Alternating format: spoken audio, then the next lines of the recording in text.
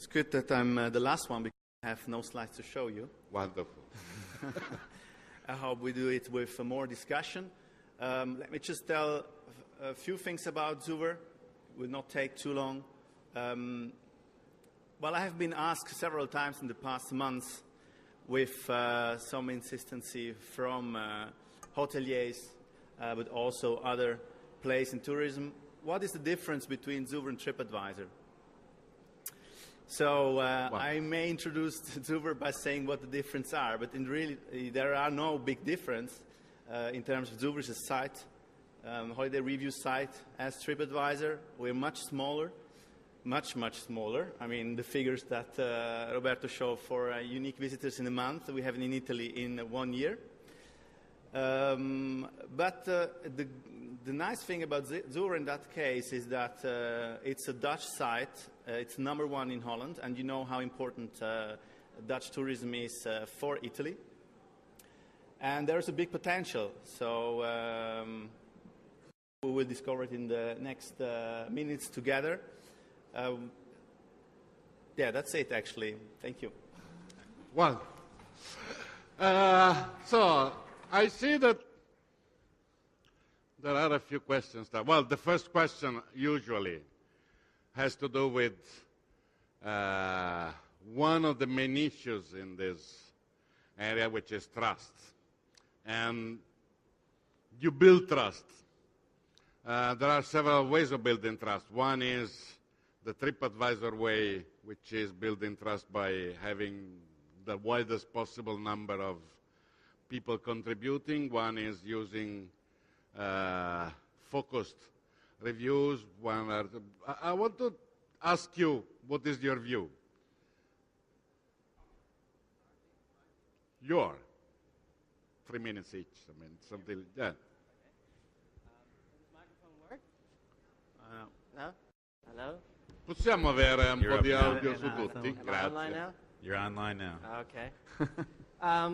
Well, trust is one of the biggest issues in user-generated content. You can create trust by having a brand like TripAdvisor where people really feel that they are in an unbiased environment. I think that is very crucial. You know, we're highly recommended not being an OTA. That's not what we are. We do not sell any products. That's why people trust TripAdvisor. They trust what they read, and they obviously trust the history we have been creating in the past 12 years of business. It's a highly trusted environment at the end of the day. They know that you can find fellow travelers that have been to similar destinations, that have similar interests.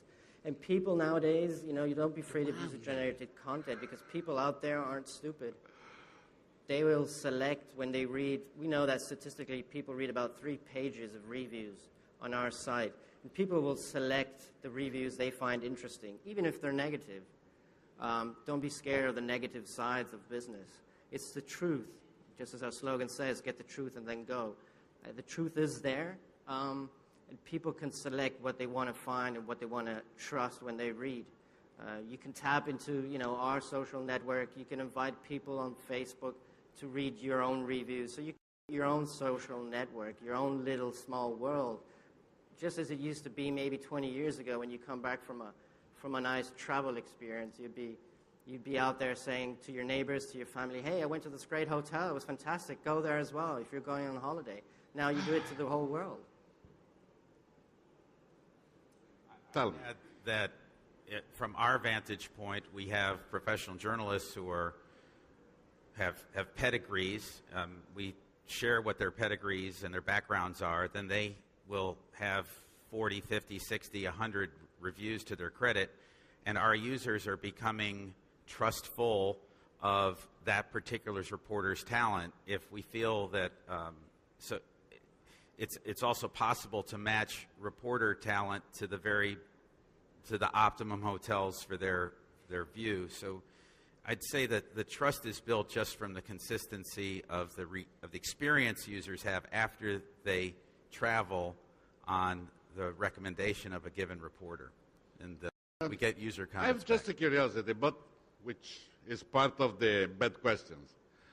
In a world where which is pushing so hard towards user-generated content, don't you think to have done a little bit step back by proposing reviews well written by journalists and well seen?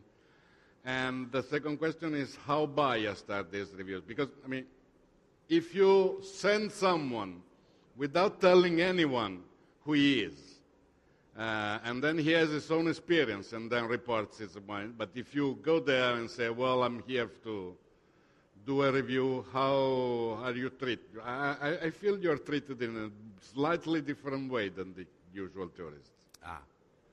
Well, we don't see it as a step backwards because there are trusted travel advisors for many, many, many years. Fodor and Frommer and the New York Times, and again, looking at it from a U.S. vantage point. And the need now with today's technology is that we can put hundreds of photographs up in support of our reviews. And I'd say that what makes Oyster fresh in today is that that these reviews are accompanied by so many great photos, and that makes it a real preview for the traveler.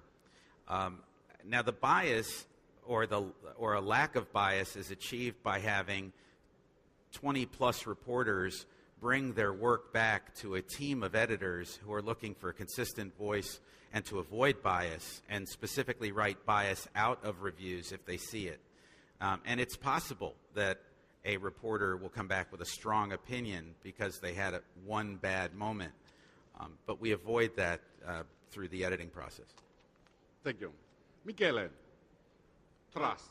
I've seen a few minutes ago someone speaking of crowd filtering and something like that, which is, do you think that having tons of reviews can help people in some way on both sides?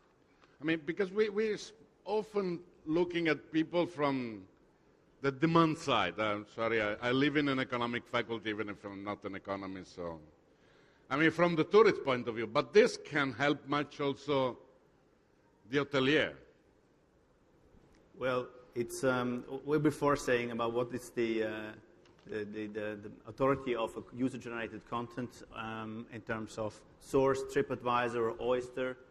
And I think it's not a matter of the information source, so the brand, like TripAdvisor, Oyster, Zoover, but it's a matter of the content. Users are not stupid. They can add value to a content, and they realize through the content itself if it's something trustful or not. And of course, if I can find a lot of trustful content on a site like TripAdvisor, but also Oyster or Zoover, then it reflects on the brand. And as well, I'm going to add this source of information to my preferred. But anyway, the users in the web are not just taking one source of information. That's why, for example, we can sit here and be friends with Roberto. There is no, like we are not competitor in that sense, because a user is like checking from 5 up to 22 different sources of information before making their decision.